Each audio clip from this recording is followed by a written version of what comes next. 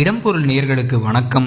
இன்றைக்கி பாண்டியன் ஸ்டோர்ஸ் சீரியலில் வந்து பார்த்திங்கன்னா திருப்பி அதே விஷயங்கள் தான் நடந்துகிட்டு இருக்குது. நான் சொல்ல ஆரம்பிக்கிறதுக்கு முன்னாடி எல்லாருக்கும் தெரிஞ்சிருக்கும். அதே பாத்ரூம் பிரச்சனை வந்து ஓரளவுக்கு கம்மியாக பேசினாங்க. அதுக்கு பதிலாக கிச்சன் பிரச்சனை தான் ஓடிக்கிட்டு இருக்குது.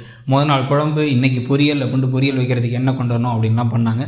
ஒரே ஒரு சந்தோஷமான விஷயமா இருந்த விஷயம் என்னென்னா, கதிரன் முல்லையோட ரொமான்ஸ் மாதிரி வந்து கதிர் டக்குன்னு வந்து டீ போட்டு கொடுத்தது, அதுவும் வந்து முல்லையோட தோலில் கை போட்டே கொடுத்தது மட்டும்தான் நடந்துச்சு.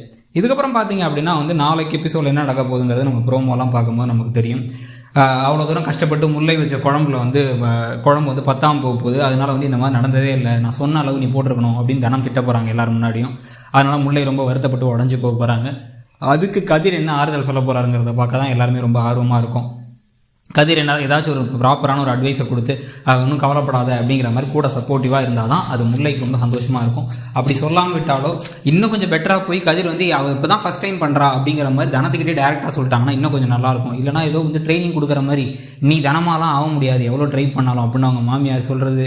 இந்த பக்கம் தனம் ஒன்றுக்கும் நொய்ங்கிறது. மீனா ஒரு வேலையும் செய்யாமல் சும்மா வந்து இருக்கிற காயெல்லாம் வந்து சாப்பிட்டுட்டு போயிட்டுருக்குது, தேங்காயெல்லாம் சாப்பிட்டுட்டு போயிட்டுருக்குது. இப்படிங்கிற விஷயங்களே நடந்தால் முல்லை வெடிக்கிற ஸ்டேஜுக்கு போக ஆரம்பிச்சிடும். ஸோ அதுக்கு முன்னாடியே வந்து இந்த மாதிரி கதிர் பண்ணால் தான் அண்ணன் தம்பிங்களுக்குள்ள சண்டை வராமல் இருக்கும். இல்லைனா கண்டிப்பாக மீனாவால் சண்டை வருதோ இல்லையோ, முதல்ல தனத்தாலேயோ இல்லை அந்த மாமியாராலேயோ அவங்களாலேயோ வந்து சண்டை வரப்போகுது அப்படிங்கிறது நல்லா தெரியுது.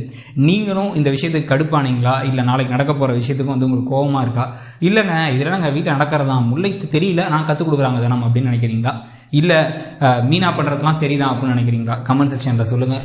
இந்த மாதிரி நிறைய அப்டேட்ஸ்க்கு மறக்காமல் இடம்பொருள் சேனலை சப்ஸ்கிரைப் பண்ணுங்கள். தேங்க்யூ.